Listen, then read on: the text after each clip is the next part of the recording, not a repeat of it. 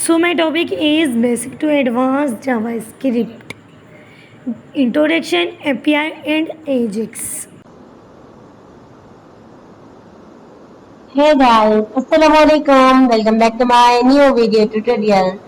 आज से हम अपने एपीआई के टॉपिक को स्टार्ट करते हैं। अब एपीआई होती क्या है मैं आपको बताती हूँ। What is an API? Application request and database for API response. API वो चीज होती है जब भी हमें हमारे कंप्यूटर को पे बैठे हुए यूजर को कुछ डेटा चाहिए होती है, तो एपीआई उस फॉर्म में, उस केस में एपीआई जो है वो डेटा लेकर आती है। ठीक है, इसको समझने के लिए हम चलते हैं अपने क्रोम ब्राउजर में चैट जीपीटी के अंदर। अब चैट जीपीटी आपको पता होगा एआई टूल है जो कि हमारे लिए बहुत ही हेल्पफुल है और हम इससे एज अ कोडर बहुत ज्यादा बेनिफिट्स हासिल कर सकते हैं। हम इधर अपना कोड भी दे सकते हैं और उससे अपने कोड में जो मिस्टेक्स होती हैं पूछ सकते हैं और हम किसी भी चीज को जानने के लिए इसको चैट जीपीटी को यूज कर सकते हैं। अब मैं इसमें कहूंगी what is API. What is API, या आप अपनी जबान में भी कह सकती हैं कि एपीआई है क्या। एपीआई है क्या, ओके, सिंपली लिखा, एंटर किया। ये देखे आपके लिए हमारा चैट जीपीटी सेकंड्स के अंदर ही एपीआई का आंसर ले आया। हाँ, मैं एपीआई में हेल्प कर सकता हूँ। आपको इस टाइप की एपीआई चाहिए, वेब एपीआई बनानी है या थर्ड पार्टी एपीआई यूज करनी है। अब देखिए इसने तो सारी वेब एपीआई मुझे ला के देती, बट मैं चाहती हूँ एपीआई का इंट्रोडक्शन, तो इसलिए मैं कहूंगी इंट्रोडक्शन ऑफ एपीआई। क्या किया? अब ये मुझे सीधे अल्फाज में आंसर देगा। अब ये कह रहा है एपीआई का फुल फॉर्म है एप्लीकेशन प्रोग्रामिंग इंटरफेस। ये एक ब्रिज पुल की तरह काम करता है, तो सॉफ्टवेयर एप्लीकेशंस को आपस में बात करने देता है। अब इसमें और भी ज्यादा एग्जांपल्स मतलब सोचे आप एक रेस्टोरेंट में गए हैं, आप मेन्यू से डिश चूज करते हैं, वेटर आपका ऑर्डर किचन तक ले जाता है, किचन में खाना बनता है और वेटर आपको ला के देता है। यहाँ पे जो आप हैं वो क्लाइंट है और जो किचन है वो आपका सर्वर बैकएंड है और जो वेटर है वो एपीआई है। जैसे वेटर लाके देता है वैसे ही एपीआई हमें अपनी डेटा को लाके देती है और एपीआई ही हमारी रिक्वेस्ट को हमारे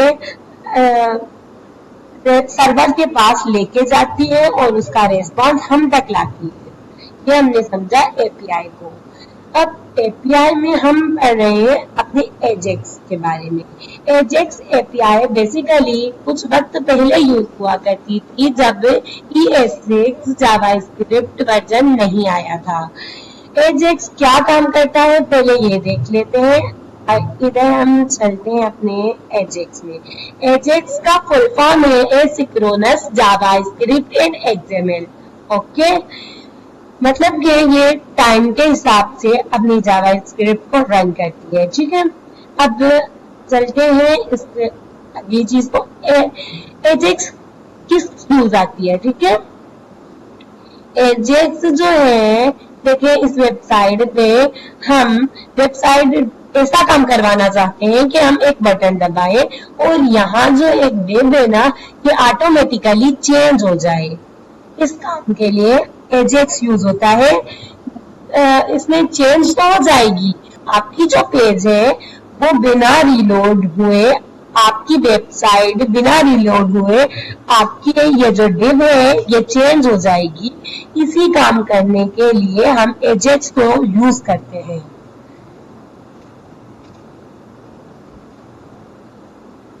अब देखें एजेक्स के अंदर कैसे यूज होता है, ठीक है। एजेक्स के अंदर ये काम परफॉर्म हमारा XML HTTP रिक्वेस्ट करता है। जब हमें कोई चीज चाहिए होती है डेटा, तो हम HTTP रिक्वेस्ट को सर्वर के पास भेजते हैं, सर्वर उसका रेस्पॉन्स हमारे तक लाके देता है। और जो लाके देता है हमारा रेस्पॉन्स मतलब के डेटा, वो हमारी 3 चीजों के अंदर होता है, 3 फाइल्स के अंदर हमारा डेटा होता है। टेक्स्ट फाइल होती है, या फिर XML डेटा होता है, या JSON का डेटा होता है। ठीक, इस चीज को हमने समझ लिया। अब हम ये देखते हैं, ये जो XML रिक्वेस्ट जो लाता है वो 5 रेडी स्टेट के अंदर लाता है। 0 का मतलब होता है, 0 स्टेट का मीन्स होता है कि request not initialise, that means के जब आपने कुछ किया ही ना हो। फिर 1 का मतलब होता है सर्वर से कनेक्ट होना, आपकी डिवाइस को सर्वर के साथ कनेक्ट होना। फिर 2 का मतलब है रिक्वेस्ट भेजना, ठीक है। और जब 3 आ जाता है, 3 मतलब के प्रोसेस होना। और फिर 4 का मतलब होता है कि आपकी रिक्वेस्ट रेडी होके रेस्पॉन्स की सूरत में आपको मिल रही है, ठीक है। ये 5 स्टेप होते हैं हमारे HTTP रिक्वेस्ट में।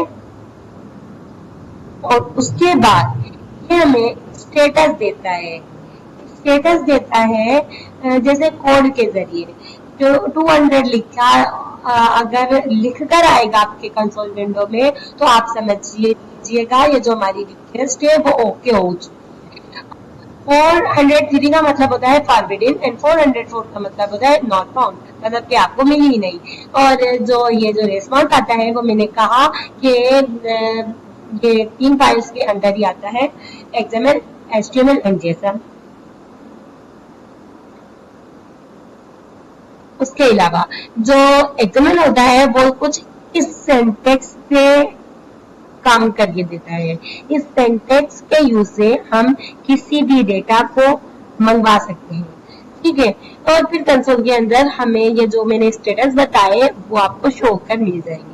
बट एजेक्स जो है वो इतने बड़े सिंटैक्स के साथ हमारा ये काम करके दे रहा था, इसीलिए हम ES6 जो हमारी जावा स्क्रिप्ट आई है, एडवांस जावा स्क्रिप्ट का जो वर्जन है, उसमें हम हमारा एक API आया है।